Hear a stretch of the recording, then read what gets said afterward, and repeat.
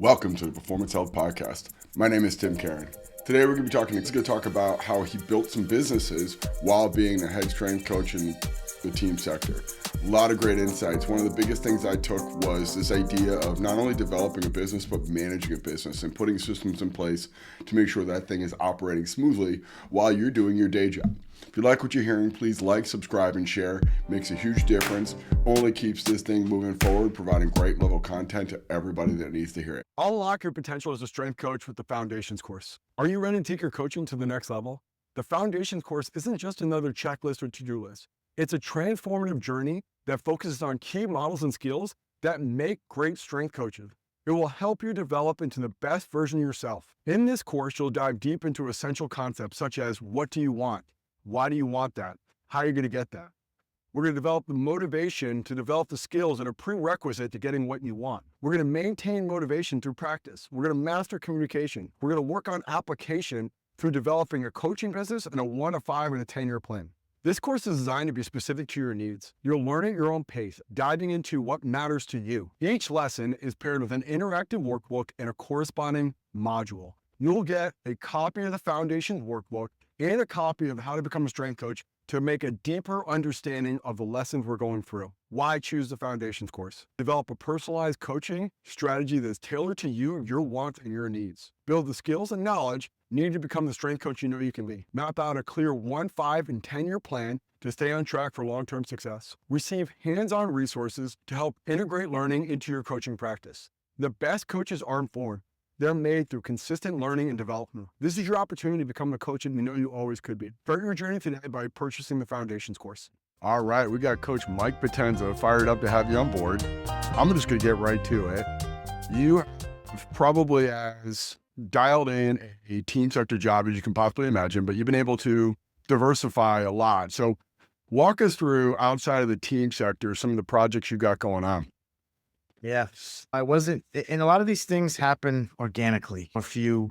If I went out to search for these things and chase them, it's like the best. I love the phrase of the old quote of, if I chase 2 rabbits, they both get away. If you chase 2 rabbits, they both get away. But like in '09, I met, he's now one of my lifelong friends, was a pararescue man, a senior master sergeant in the military. And there's a pararescue unit, a National Guard unit outside of San Jose, right by Levi Stadium here.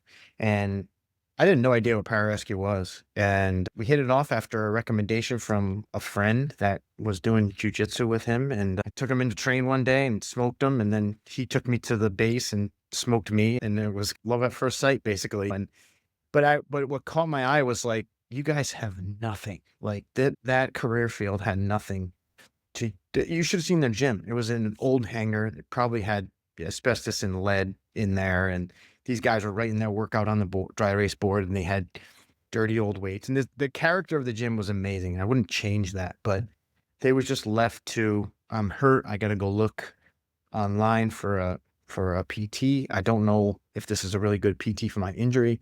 I'm going to do my mountain athlete, CrossFit, or whatever workout. Navy SEAL fit at the time was big. And so then they're like, all right, I'm just going to do this. I'm going to get hurt and I'm going to try to go back to this. So there was no structure to it. And you would appreciate this. Like, we come from college sports. Like, college sports had way more than that. Like Springfield, a D3 school, had way more than that.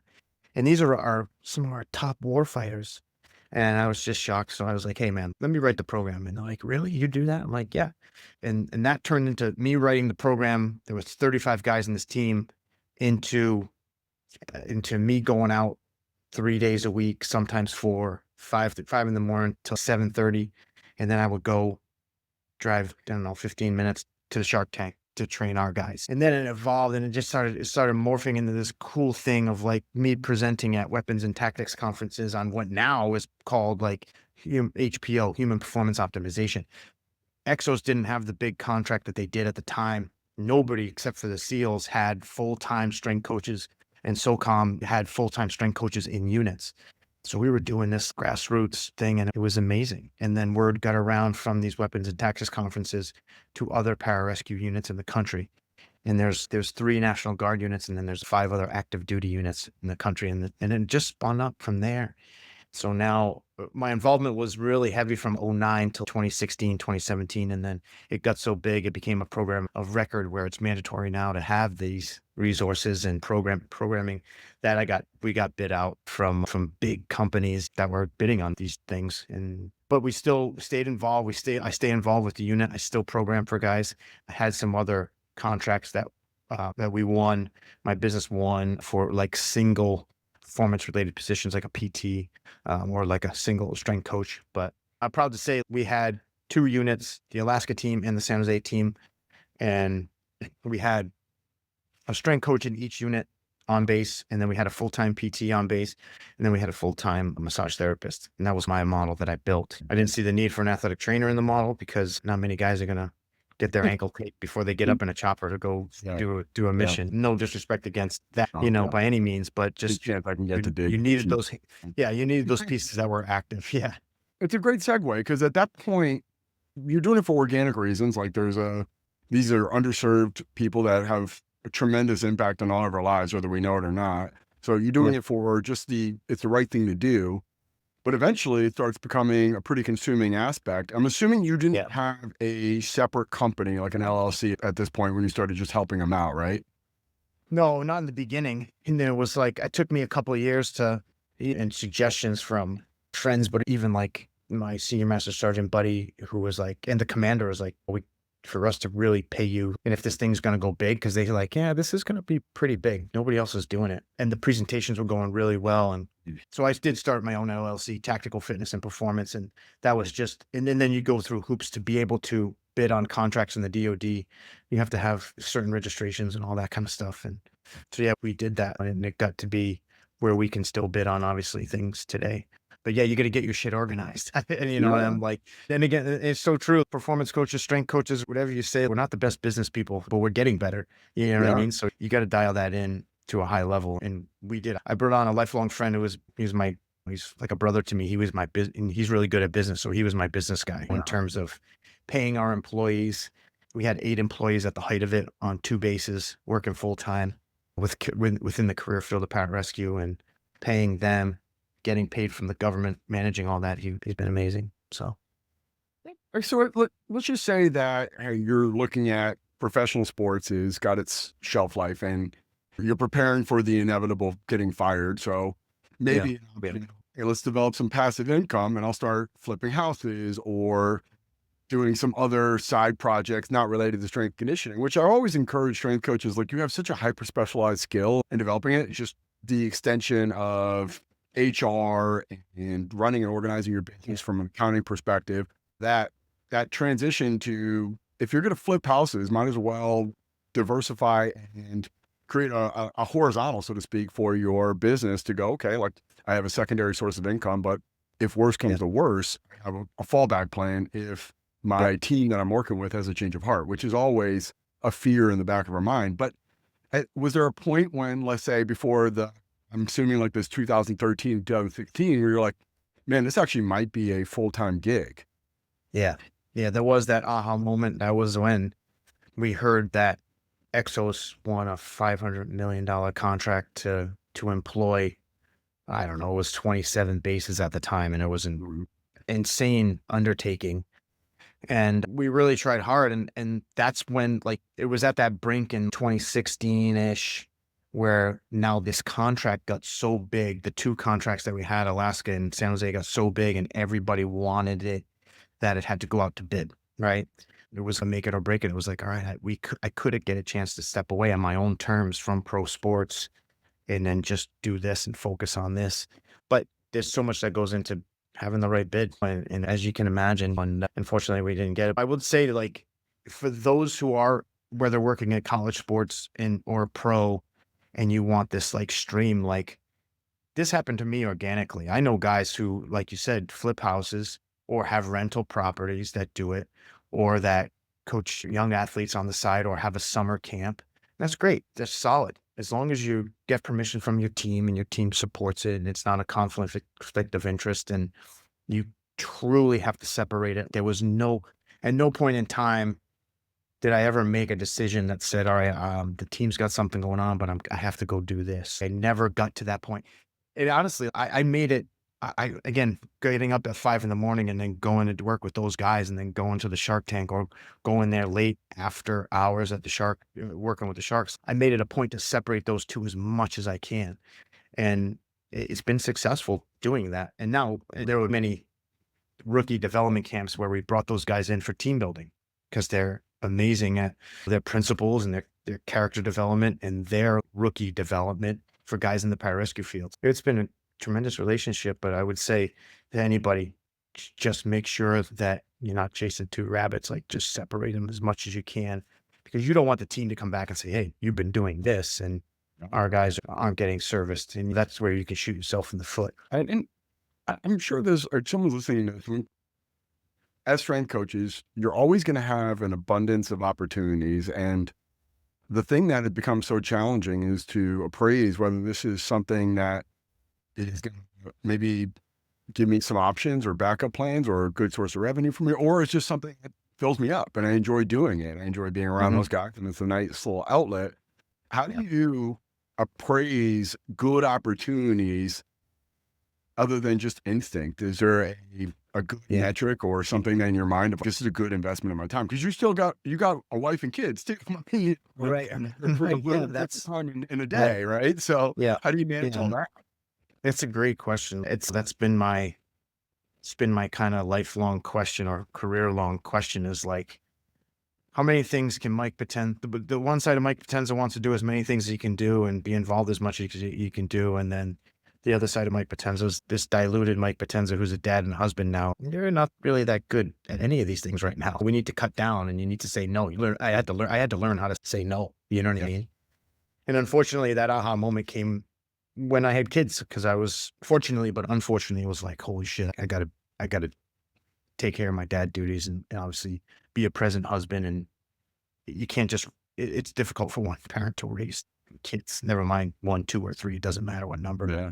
I got better, Tim, as I've gotten older to say, like, how am I gauging what do I get the most back from? Do I feel like I'm giving back and not just working with the team? Do I feel good about this? Is it helping someone, whether it be youth athletes or whether it be these war fighters or whether it be on the health side for people as a whole, which kind of my involvement with Metabolic Elite. I've taken those steps. There's no kind of rubric to it. I guess my rubric is, okay, is it taking me away from my family? Am I just adding one more piece to the puzzle here that's way too much for me to handle? That's the big thing for the family side. And time. Is it going to take time away from my main duty that pays me and obviously puts food on the table and then gives us health insurance?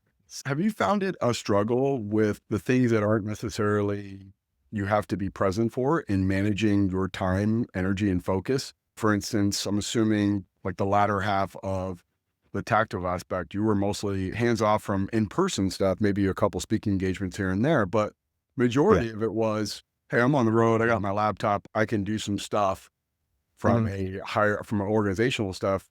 And then now with Metabolic Elite, which I would love for you to talk a little bit more about how that came to be and what the background story of that is. And then now you can effectively do your part anywhere, but you still have a massive responsibility with your primary job. Like, how do you manage the stuff that you don't have to physically be there anymore for? Yeah. With the military piece, I had to get really good at trusting who I hired to implement the program. And I went from writing the program to being on site a few days to being on site a lot of days to me hiring somebody and writing the program and they implement it. But then it became like, that kind of ran concurrent with the industry now. It's like you leave, you get your bachelor's degree, you get your master's degree, and just goes to show you how old we are. 20 years ago when we graduated, it was, all right, I'm going to go work in college. But now you can go college, you can go pro or minor pro, you can go private performance, you can go military performance. And those are opportunities now. So by me needing a strength coach to actually implement it and on base, it ran concurrent with where the industry was going for professional jobs. So it worked out really good. You really have to become a good delegator. If you're going to have a big staff as a performance coach, you got to be able to delegate. I think, again, traditionally, we're not great at the business side. sometimes traditionally we're not great at the delegating side. We feel like we can get it done. I know I was like that, but now it's just too big. The trend in sport is I got 25 guys, so it can't just be me like it was 20 years ago. We need more resources, but all the resources have to be pulling the rope in the direction of our philosophy, but to get results from these guys and to keep these guys healthy. So you got to become a good delegator. And I think that's what allowed me to do these projects, but also it made me a better manager. We're not even talking about like sets and reps. We're talking about like managing these positions in your staff. You do the same thing because you have multiple facilities, right? Like you really need good people. And sometimes managing people is difficult, but that allowed me the freedom. And I would always look to myself first if something didn't get done, if I wasn't communicating, managing, being on top of it, but not micromanaging it, if something went wrong. But if it wasn't, okay, if my checks and balances were there and they're not executing, then it's a different conversation. Yeah. I feel like this is a recent trend that a lot of like traditional strength conditioning coaches are moving into the top of the org chart from a traditional like high performance model where we have a performance director. Do you find that the skills, essentially you got a street version of an MBA by running a business with multiple employees, when you're up for a potential job of, hey, we're going to promote a high performance director who's going to oversee a lot of the components of our overall sports organization. Do you find when you transition to that role that you were either more confident or more prepared for that role now? I did feel prepared, I would say prepared to, with the military, take on more staff. I had more military staff than I did in pro sports, to be honest with you, which is weird. But built it to that point where we had more. It's weird. I felt like, okay, now when the team was like, yeah, let's put more money into these resources, I was better organized to at least get the ball rolling and to see how all the pieces fit, to see how all the communication was going to go, how the execution was going to go, how the new pieces fit with the old pieces that were traditionally, they've been in the league for a long time and new people coming in is tough. So how does that Rubik's Cube all fit together? You know what I mean? So yeah, I guess when I went to the NBA, was seeing it at a much higher level, just even more staff. And then that was great because now that helped me to come back and build that here with the Sharks to see how way understaffed, 25 guys, way more than basketball. I wouldn't say a lot more injuries, but different injuries. But the resources needed to be stepped up and improved here to get ahead of injuries, maximize performance, all that stuff. Three things I wish I did when I was an undergrad and grad. I wish I took more sports psychology because that's at least half the battle when you're dealing with an injured athlete, right? I wish I did more business management, like how you manage people, how do you get the most out of people, but then how do you get the most or how do you get that interaction of people together where egos are involved, skill sets are involved, all that kind of stuff. And the third thing, I wish I went to massage school, but that's neither here nor there. That doesn't help I love the manual work and learning about it. I'm fascinated with it, but I should have spent more time doing it. Yeah, I know. So if you're a young strength coach listening to this, then just, stay. Your scope and your skills are going to be tremendously more broad. So going into that though, okay, so you have some now opportunity to reflect on the things that you wish you learned more from and did differently.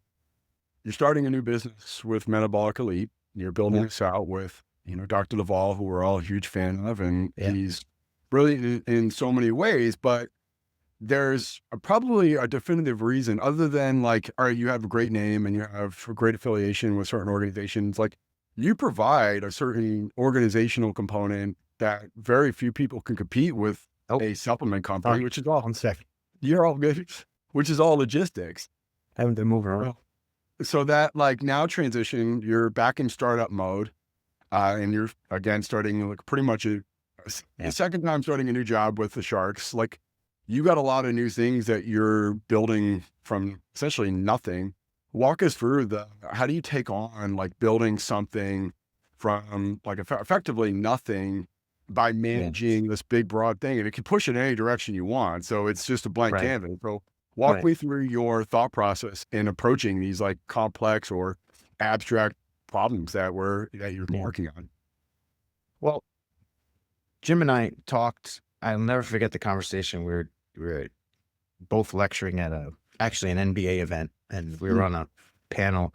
The NBA, the seminar that they had was cool because it was like all breakout sessions on specific topics, whether it be knee issues, Achilles issues. Then they had blood work panel and a couple other ones. I got asked to be on the blood work panel with Jim and a couple other, an MLS coach, and then an athletic trainer in the NBA, we were all using blood work to some level within our teams. At the time, I had been through Inside Tracker, I'd been through Blueprint for Athlete, and then Jim and I hooked up, and I was using the code with a lot of athletes. So we spoke on it, and obviously I was the more practical side and how we got all this information. And okay, what's the interventions now? We get all the data. How do we implement it on a day-to-day basis to the athletes, and how do we get the athletes to look at their nutrition and what they take in, and how, and most certainly how are they supplementing for recovery and whatnot. We were in New York, and Jim was telling me about, and I knew a little bit of the history of who he formulated for it, but he went into a deep dive and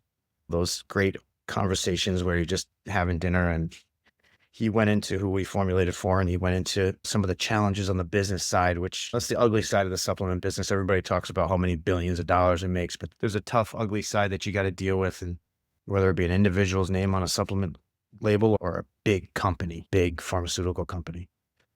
So Jim told me about it, and he was just telling me these war stories / just the bad side of it. And I said to him, I was like, why don't you just do it yourself? Like, why don't you just make your own company? Yeah. I said, stop formulating for everybody else. And you got this little logo, Jim Laval, on the back of the bottle. Do it yourself. And I was just, and he's staring at me, and he said, yeah, we're going to do it. And I was like, what? Like, we? And he goes, yeah, you've got to help me. I was like, how am I going to help you? You know what I mean? I'm lucky. Shit, I like, how am I going to help you? And after us talking for another couple hours, yeah, this can work. Like, to disrupt the industry, to bring his teaching beyond the foundational aspect of what supplementation can be, what adaptogens can be, what recovery should look like, what gut repair should look like. And a lot of the things that I told him, I was like, we should model the metabolic code to sport. We talk about it within that aspect, but how do we do it to sport? And how can we have cutting edge formulations like he has and technologies like we have in this liposomal technology right now? So we started doing it, and it was tough sledding. It is tough sledding. But in the beginning, Jim and I doing it, and my role in daily schedule and Jim's speaking schedule and all the boards that he's on, it was, and being in the clinic and meeting patients, it was hard. I will say, and I'll always say this, however successful we are, but when Jim brought on Christian, our director of ops, it really got moving. We had a dedicated professional who was he went to school for performance and wanted to follow in our footsteps of coaching. And he has one of the best teachers who's his dad in the same room as him every day. And they're talking about this stuff, and he's lived it. And on the business side, he really got us going. Kudos to him. It's there. It comes down to so that's how it gets rolling. So yeah, it is. And so now we got the educational piece that we all love to preach and talk about and share with everybody. And then you have this marketing monster to get everybody to know what we're doing. And we have great testing, third-party testing to the supplements. And then we have the best formulator in the world, like designing these things. So this has been awesome. Thank you so much for this. I think the big message here is there's so many good opportunities for strength coaches out there. And one, there's doing it for the right reasons because you feel like it's the right call. But then two, once it starts getting some traction, because good is good. One thing that's always going to be a universal truth is things seem to happen for really good strength coaches, and your talent and your skill is put you in a position to have a lot of opportunities, but then it's understanding how to make things go. And I think you hammered it, man. It was like people, like get the right people on board, and amazing things can happen. Yeah. Don't be afraid to manage. Don't be afraid to delegate. Know what that looks like going in. Mm-hmm. And again, do it for all the right reasons, and don't chase two rabbits. Thank you so much, Mike. I appreciate it. Thanks for having me. I loved it. I appreciate it.